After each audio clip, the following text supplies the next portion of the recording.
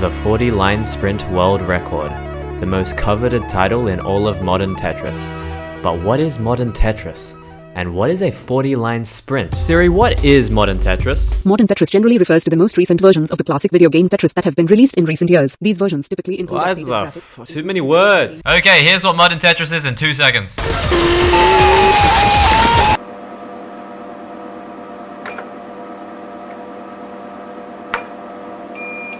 So modern Tetris is the fast Tetris and classic Tetris is... And for the last 2 decades, players have been fighting to complete 40 lines in Tetris faster than anyone else, and here's how it all went down.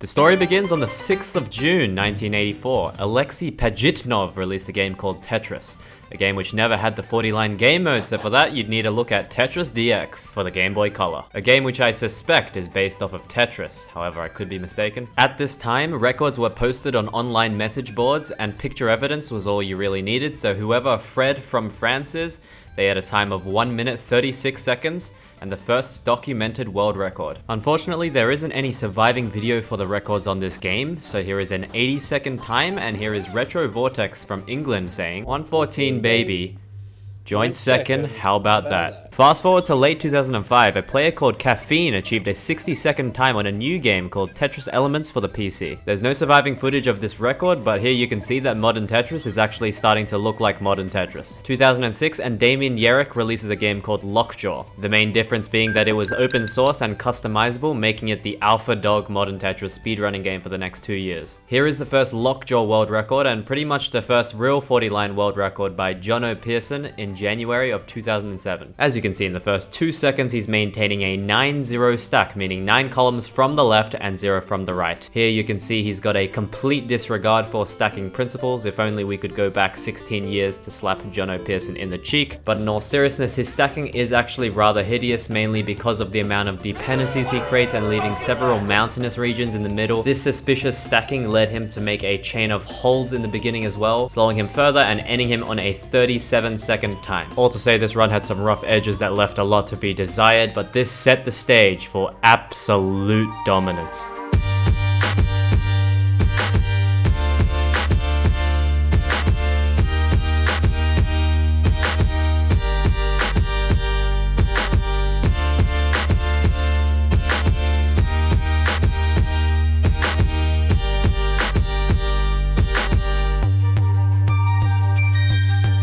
"22 freaking world records. 22, that's more than 21. It's safe to say that Jono was by far the fastest Tetris player in the world from 2007 to 2008, ending his reign at a time of 26:10.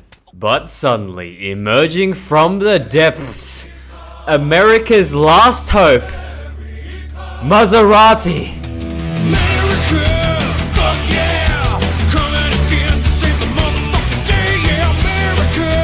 Tetris players by this time started to better refine the shaping of their stack rather than just spamming pieces where you can fit them, and as such created 6-3 stacking. The premise is quite simple. You delegate the linear, more attractive pieces to the 3 side and deport the ugly ones back to where they came from. After which you can escort the high-class passengers down the first-class lounge and boom bippity bop, you've got a world record. In his first record, Maserati transitions his 6-3 stack into this 7-2 monstrosity. Ideally, you only want to clear lines with your eyepiece down the well, and these miniature misplays cost him some time, because the main principle of playing fast is that the dirtier you stack, the more you think. The cleaner you stack, the less you have to think. And after 5 back-to-back world records, Maserati ended 2009 with a 23-second sprint, this time with less hiccups on the 3 side, allowing him to maintain the 6-3 stack throughout the entirety of the run, cementing himself as the fastest player in the world by a large margin. A margin so large that it took 1.5 years and a better Tetris game for Sweden's Lapsy Lap to pass him.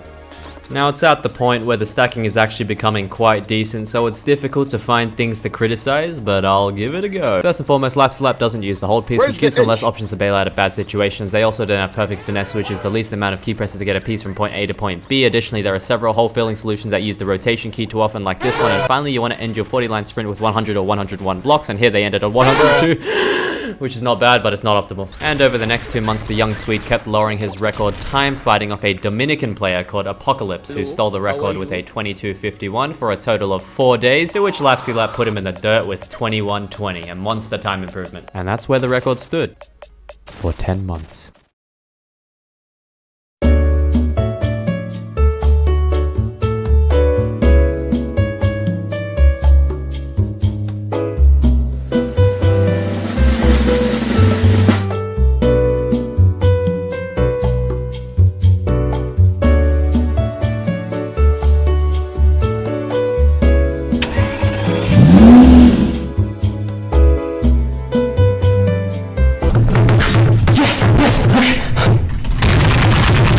In early 2012, Corio de Gerdeja showed the world the power of alcoholism not only in his spectacular time of 2028, but also in his otherworldly name creation abilities, and the category would slow down as the previous record holders would stop playing as much, and 1 year would go by without any improvements, but out with the old and in with the new, and here are the contenders for the first sub-20 40-line sprint. Hi, I'm Philip Ng. I'm 17 years old, I live in Toronto, and I play competitive Tetris.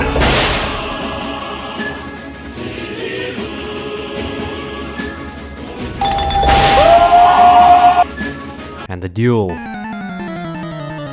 begins. Kiriko with the first blow, a 2011, so close to the sub-20 mark, and bingo bango bongo bish bash bosh 1 month later, a half-second improvement to 1968. And oh, is it Kiriko with the triple to seal the deal to Microblizz O'Neal. GG's go next.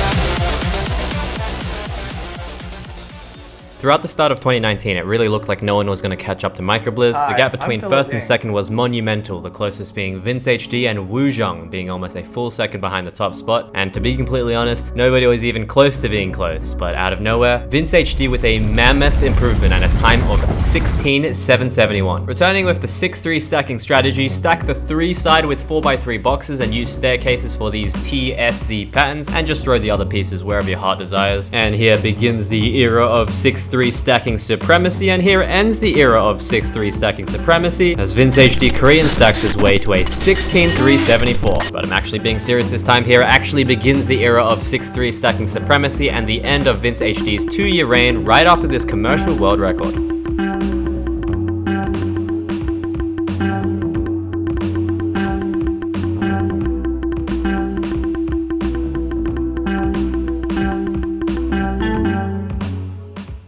But after Vince's reign, a new competitor rises, and he goes by the name of Reset. Reset is a prodigy sprinter who only began his grind in mid-2019, having a personal best of 30 seconds. 1.5 years later, he managed to almost half that with 17,391. And what proceeded was what I can only describe as an actual degenerate number of run attempts.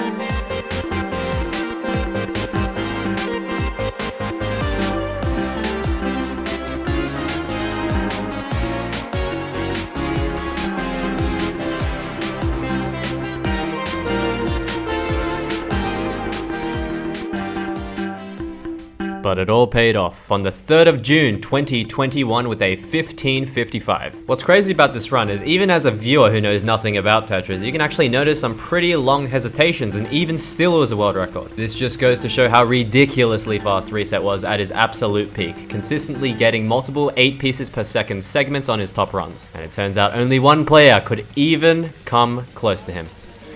And his name is Furry.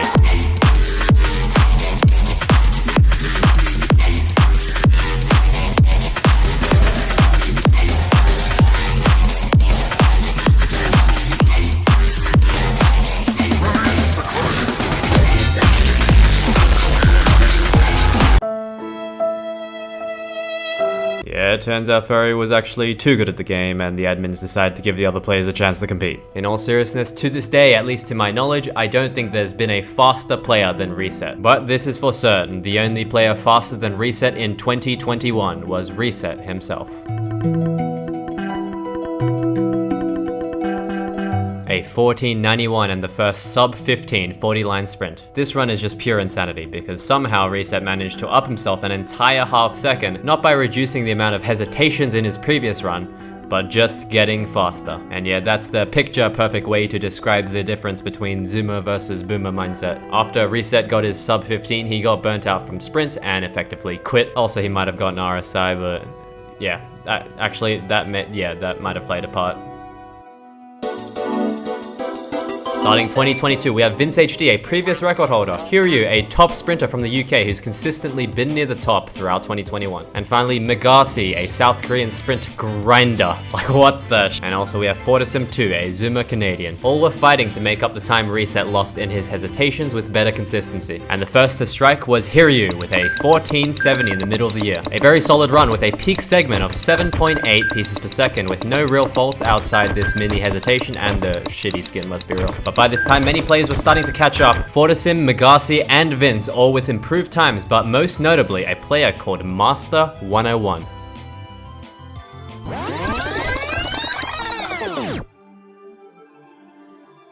The year is 2020, COVID happened, Biden won, and Tetrio was released. The main difference between Tetrio and Tetris is that it is Tetrio instead. Only a week after Hiryu's record, Master managed an incredible run. A 1482, the record on Tetrio and 0.1 seconds off Hiryu's world record. After which, Fortisim followed with a 14767, and following that a 14732, both on Tetrio to take the #1 spot on Tetrio but not the world record. Both players, Master and Fortisim, fell short of Hiryu's record by mere milliseconds until 2023.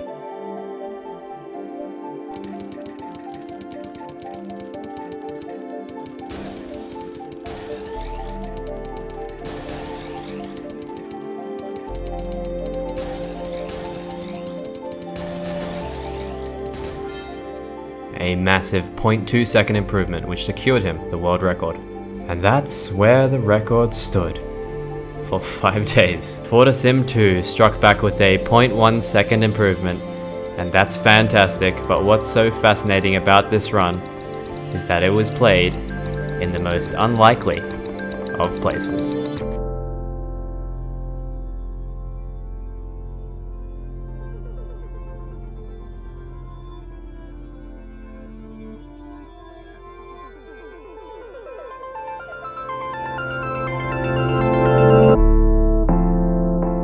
Thanks for watching, everyone. It's been a while. I want to focus on making videos that are more creatively focused and larger and more rewatchable content rather than just throwaway stuff that I'm not proud of. This video took a lot of time, and if you enjoyed it, I'd appreciate if you could share it around. But until next time, bye bye.